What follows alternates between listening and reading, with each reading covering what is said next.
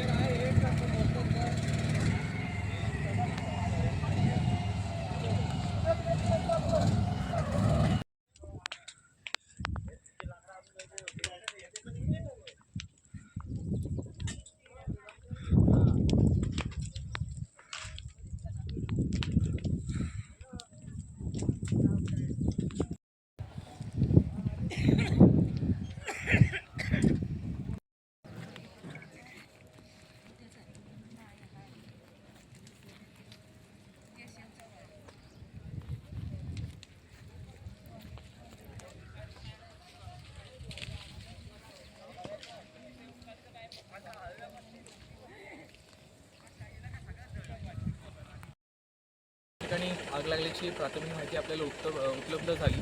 माहिती मिळताच सह्याद्री वन्यजीव रक्षणाचा सामाजिक संस्था वन्य विभाग नाटेड फायर टीम घटनास्थळी दाखल झाली। रस्ता थोडासा अरुंद असल्यामुळे फायर ब्रिगेडची मोठी गाडी या ठिकाणी येऊ शकली नाही। जवळपास 48 घरांचा हा एक वस्ती होती। त्या ठिकाणी भयंकर प्रमाणात आग लागली होती आणि जवळपास सर्वच घरांचा फार मोठ्या प्रमाणात नुकसान झालेलं आहे। जवळजवळ 90% पर्यंत घरं ही जळून खाक झालेली आहेत। त्यापैकी काही एक 3 ते 4 जणांना आपल्याला वाचवण्यामध्ये यश आलेलं आहे। बाकी आता पुढील कुलिंग ऑपरेशन असेल ते पुढे अजून कंटिन्यू चालू राहणार आहे। हदगाव तालुक्यातील श्री दत्त संस्थान तीर्थक्षेत्र पिंपळगाव येथे 6 मार्च ते 13 मार्च दरम्यान भव्य शिव महापुराण कथेचं आयोजन करण्यात आलं। कथेच्या प्रारंभी पहिल्या दिवशीच भव्य शोभायात्रा काढण्यात आली। साधू संत महंत यांची हाती घोडे पालखी रथातून मिरवणूक काढण्यात आली, तर भजनी दिंड्या व महिलांनी डोक्यावर मंगल कलश घेतलं होतं। पहिल्या दिवशीच्या कथेत बोलताना स्वामी राजेंद्र दास महाराज म्हणाले की प्रयागराज येथील कुंभ संपल्यानंतर पिंपळगावमध्ये ज्ञान यज्ञाचा कुंभ भरलाय। याचा आढावा घेतलाय आमचे प्रतिनिधी गंगाधर पडवळे यांनी। अब कोई ऐसा हो जो कहे महाराज क्या बताएं, हमें तो फुर्सत है, हम नहीं सुन सकते। तो बोले वैसे 9 दिन में पारायण इसका हो जाता है, 11 दिन में भी पारायण हो जाता है, यहाँ 7 दिन में इसका पारायण निश्चित किया गया है। कहते भैया 7 दिन न सुन सको तो 1 दिन आके सुन लो, 1 दिन में ही सुन लो। बोले क्या करें, हम तो 1 दिन भी नहीं सुन सकते। तब अच्छा ऐसा करो, एक मुहूर्त सुन लो। मुहूर्त जानते हो कितने का होता है? 2 घड़ी का एक मुहूर्त होता है। 2 घड़ी का मतलब होता है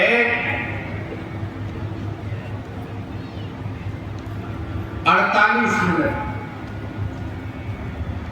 24 मिनट की एक घड़ी होती है, उधर ही 24 मिनट की एक घड़ी और 48 मिनट की 2 घड़ी, माने 48 मिनट का एक मुहूर्त होता है। 1 घंटा नहीं, 60 मिनट में 1 घंटा होता है। 48 मिनट भी आप श्रद्धा पूर्वक सुन लो तो भी आपके कल्याण में संदेह नहीं है। और आप लोगों की श्रद्धा को देखकर हम बड़े प्रसन्न हैं। आज पहला दिन है और पहले दिन में ही पंडाल के आखिरी छोर तक लोग बैठे। अब ऐसा ही रहा कथा का प्रेम तो स्वामी जी को पंडाल और बढ़ाना पड़ेगा। और इसको विराट करना पड़ेगा। वस्तुतः महाराष्ट्र की धरती जो संत ज्ञानेश्वर जी की धरती है, जगतगुरु श्री तुकाराम महाराज की धरती है, जो श्री नामदेव जी की धरती है, और जो हिंदू हृदय सम्राट वीरवर महाराजा छत्रपति शिवाजी की धरती है, उस धरती के लोग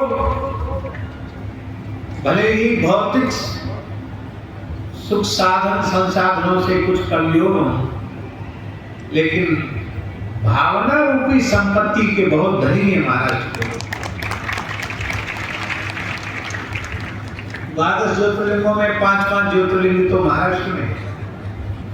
हमको तो लगता है ये महाराष्ट्र नहीं है, ये महादेव राष्ट्र है। देव शब्द का लोप कर दिया तो महादेव राष्ट्र से महाराष्ट्र हो।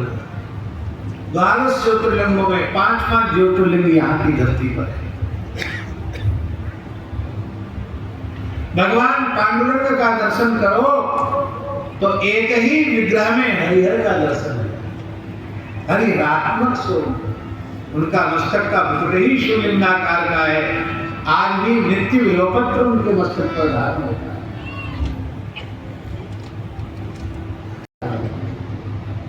हरिरात्मक स्वरूप भगवान पंडरीनाथ भगवान का है। बड़ी पवित्र भूमि है महाराष्ट्र।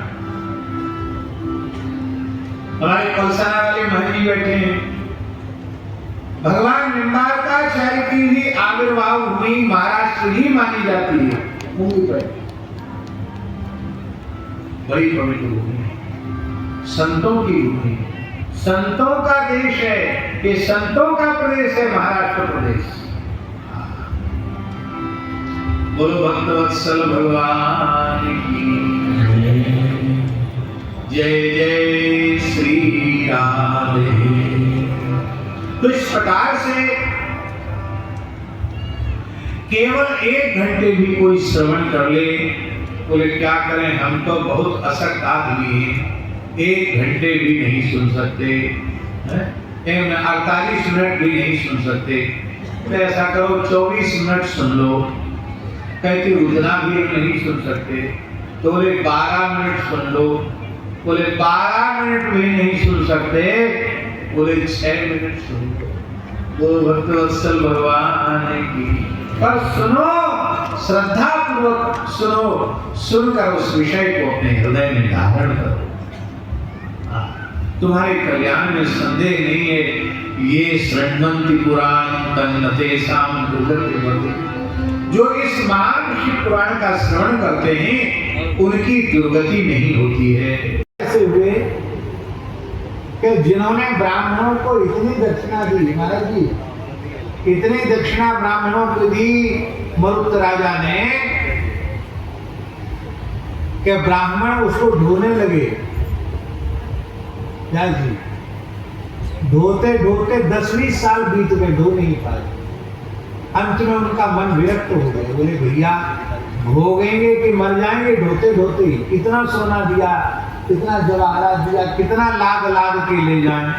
अंत में उनका वैराग्य हो गया और वो जितनी ले जा पाए ढो ढो कर उतनी ले गए, बाकी उससे कई गुनी ज्यादा वहीं पटक के चले गए।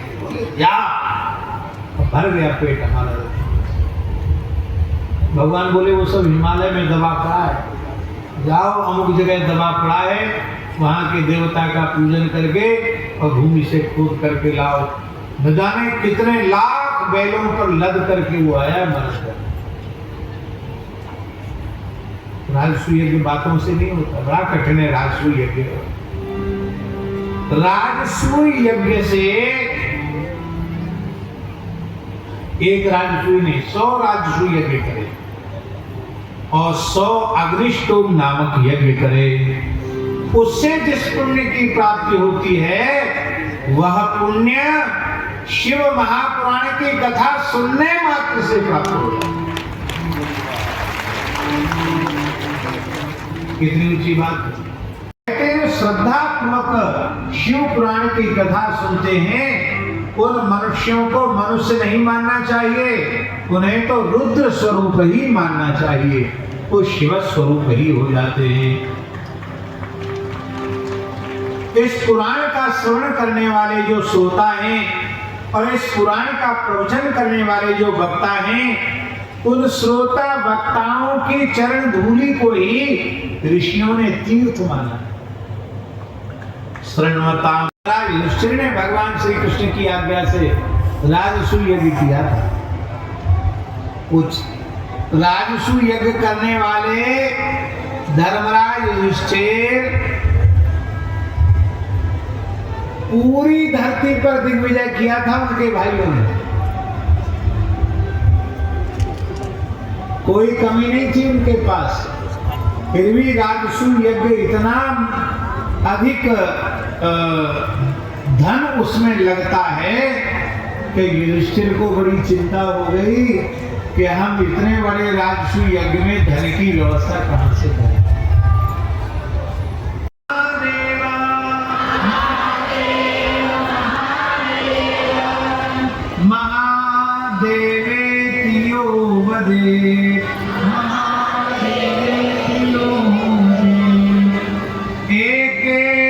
शंभु प्रीतः स्यात्, एकेन शंभु प्रीतः स्यात्, द्वाभ्यां शंभुर्णी भवेत्,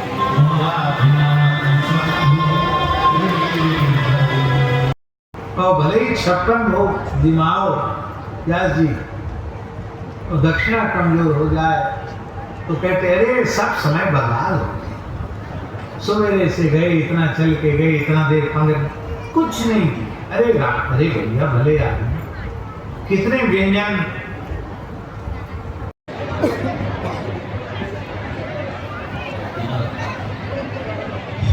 गौरं करुणावतारं संसारसारं भुजगेन्द्रहारं सदा वसन्तं हृदयारविन्दे भवं भवानी सहितं नमामि, भवं भवानी सहितं नमामि।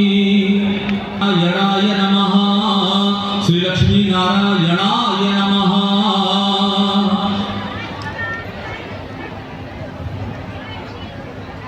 ओम देव शांतिरंतर शांति पृथ्वी शांतिरापः शांतिर्मुक्तयः शांति वनस्पतयः शांतिरस्वेदेवाः शांति ब्रह्म शांति सर्वगं शांति शांतिरेव शांति।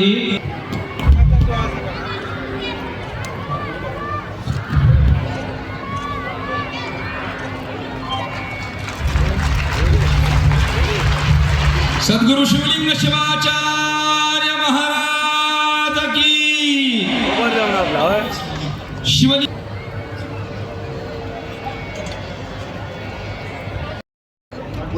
अनेक देवी देवताओं का उल्लेख मिलता है, उसकी संख्या तो 33 करोड़ माना गया है। 33 करोड़ देवी देवताओं में सबसे श्रेष्ठ देव कोई है तो वो महादेव भगवान शिव है, भगवान शंकर है। इसलिए उसको महादेव कहा गया, देवों के देव महादेव कहा गया। वो महादेव क्यों कहलाता है? वो महादेव इसलिए कहलाता है सभी देवताओं के द्वारा वो पूजा जाता है और सभी देवी देवताओं को वर देता है और अपने अपने काम में व्यस्त होकर के यशस्वी होने के लिए सबको वो आशीर्वाद देता है, इसलिए उसको महादेव कहा गया, महादेव कहा गया। जब समुद्र मंथन हुआ उस समय अनेक संप्रदाय समुद्र से निकले, एक एक देवता एक एक संपत्ति के ऊपर अपना अधिकार जमाए, ये मुझे चाहिए, ये मुझे चाहिए। लेकिन उसी समुद्र से जब हालाहल निकला, जब विष निकला, सब लोग भाग खड़े हो गए। दुनिया जलने लगी, लोग मरने लगे। उस समय उस हालाहल को, उस प्रचंड विष को पी करके दुनिया को और देवताओं को बचाने वाला कोई देव है तो वो महादेव शिव है, भगवान शंकर है। इसलिए शिव जैसा कोई देव नहीं है, शिव कथा जैसा कोई कथा नहीं है, शिव नाम जैसा कोई नाम नहीं है, शिव मंत्र जैसा कोई मंत्र नहीं, मंत्र नहीं। इसलिए शिव को सबसे श्रेष्ठ महान देव माना गया, महान देव माना गया। भगवान शिव के बारे में एक विद्वान लिखते हैं, पार्वती फणि बालेंदु भस्म मंदाकिनी युता पवर्ग रचिता मूर्ति अपवर्ग प्रदायिनी, अपवर्ग प्रदायिनी। पवर्ग का मतलब आपको मालूम है? प फ ब भ म, कवर्ग, चवर्ग, टवर्ग, तवर्ग, पवर्ग बोलते हैं ना। आपको पहले सिखाते समय स्कूल में बोला जाता है। उसमें पवर्ग का मतलब है प फ ब भ म, इसको पवर्ग बोलते हैं। भगवान शंकर के पास, भगवान शिव के पास पवर्ग है। क्या क्या है? प से पार्वती, फ से फणी मतलब गले में नाग, फणी, और जटा में बालेंदु चंद्रमा, ब से बालेंदु, और महाप्राण भ से भस्म, और म से मंदाकिनी गंगा। ये सब भगवान शिव के पास है। उसको देखकर विद्वान बोलते हैं पवर्ग रचिता मूर्ति। भगवान शिव की जो मूर्ति है वो पवर्ग से विरचित है, लेकिन उसके पास जो भी आता है, उसके पास जो भी आता है उसको वो अपवर्ग को प्रदान करता है। पवर्ग से विरचित मूर्ति है, लेकिन शरणागत होकर के जो भी उसके पास आता है उसको वो अपवर्ग को प्रदान करता है। अपवर्ग का मतलब मोक्ष है। अबू आझमी यांनी केलेल्या वादग्रस्त वक्तव्यानंतर मुंबईतील मालाड येथे पूर्व कुरार पोलीस स्टेशनच्या बाहेर भाजप कार्यकर्त्यांकडून मोर्चा काढण्यात आलाय। अबू आझमी यांची आमदारकी रद्द करा अशी मागणी शिवसेना मालाड विधानसभा विभाग प्रमुख वैभव भराडकर यांनी केली आहे। तर अबू आझमी महाराष्ट्रात राहून महाराजांचा अपमान करतात अशी टीका यावेळी वैभव भराडकर यांनी केली।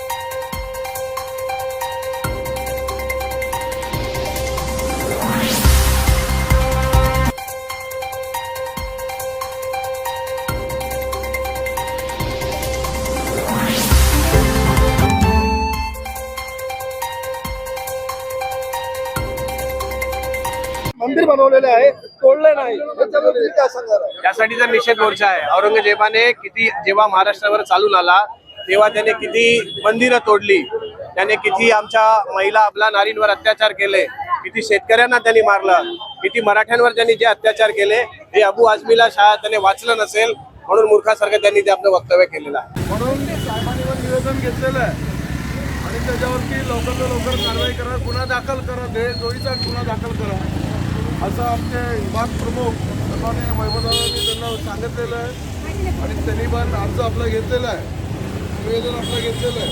ते बहुसंख्येने इथं आलं, मला वाटतं 75% निघून पण गेलेले आहेत आपण, म्हणजे सर्वांचे मनापासून आज मुलुंड सेवा संघ मुलुंड पूर्व येथे महिला पतंजली योग समिती यांच्या वतीनं उत्साहात आंतरराष्ट्रीय महिला दिवस साजरा करण्यात आला।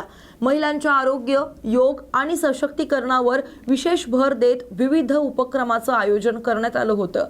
या कार्यक्रमात महिलांच्या योगदानाचा गौरव करण्यात आला आणि त्यांना प्रोत्साहन देणाऱ्या विविध चर्चासत्रांचं आयोजन देखील करण्यात आलं। महिलांचे आरोग्य सशक्त असेल तरच संपूर्ण समाज हा सशक्त होतो, हा सकारात्मक संदेश या कार्यक्रमातून देण्यात आला। सत्ताधारी आमदार प्रवीण दरेकर, चित्रा वाघ, संजय उपाध्ये, प्रसाद लाड यांनी आज विधान भवनाच्या पायरीवर आंदोलन करत शिवसेना नेते अनिल परब यांनी संभाजी महाराजांवर केलेल्या वक्तव्याला घेऊन निलंबित करण्याची मागणी केली आहे व सत्ताधारी आक्रमक झाल्याचं यावेळी पाहायला मिळालं। निलंबित करा अनिल परवाना निलंबित करा छत्रपती धर्मवीर संभाजी महाराजांचा अवमान करणाऱ्या अनिल परबांचा छत्रपती धर्मवीर संभाजी महाराजांचा अवमान करणाऱ्या अनिल परबांचा धिक्कार असो अनिल परबांचा धिक्कार असो धिक्कार असो धिक्कार असो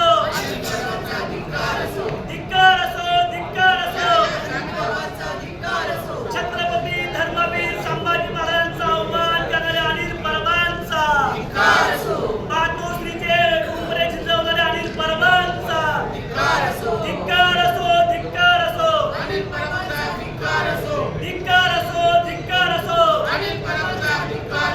छत्रपती धर्मवीर संभाजी महाराज की जय भवानी जय शिवाजी जय शिवाजी जय भवानी जय जय जय जय जय भवानी जय जय जय जय जय शिवाजी जय जय जय जय जय शिवाजी जय जय जय जय जय भवानी छत्रपती संभाजी महाराजांचा अपमान नाही